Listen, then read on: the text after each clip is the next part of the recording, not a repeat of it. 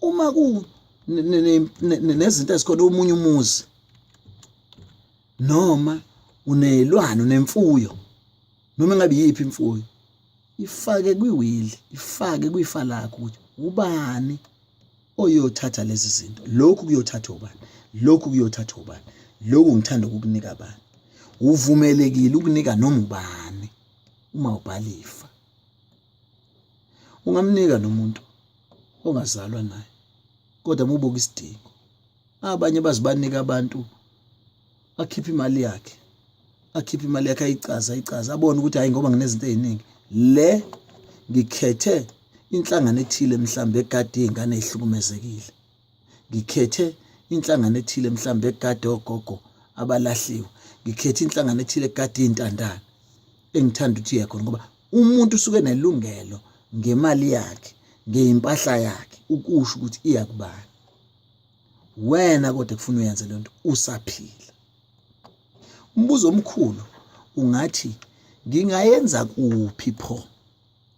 iwili noma ngingayenza kaphi lencwadi yokuhlukanisa amafa la ingagcinwa khona ngiyenze khona ziningi indaba singaya kuzona noma ngezigagule ngamagama azo ngoba angiyitholanga imvumo yokukhuluma ngawo kule ndawo engiyona kodwa ngakucebisa nje ukuthi uma ungaye emabhange athile aziwayo la eNingizimu Afrika bangakusiza ngewili ungena nje kahle ebhange usho ukuthi hayi ngizokwenza mina iwili imvama bake basho bathi ngeke ukwazi ukwenza ngalelo langa kodwa bakuyise umuntu ozofika ukukhulume naye lo muntu usuke eqokelwe leyo nto bese yakutshela usuku lakho acela ukukulungisela lona mhla ufikayo uhlala la nihlale naye bese yakuchazela konke ukuthi iqalwapi igcinwephi akuchazele nemali ozoyikhokha ngoba uma usuwenzile loluhla lwakho lencwadi yakho yamafa banendawo abayigcina khona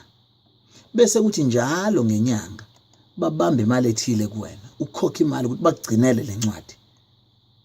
ukuze ufike ilanga lakho lokufa izinto ezenzekayo lezo emabhanki okunye okwenzekayo izindawo eziningi izindawo zabameli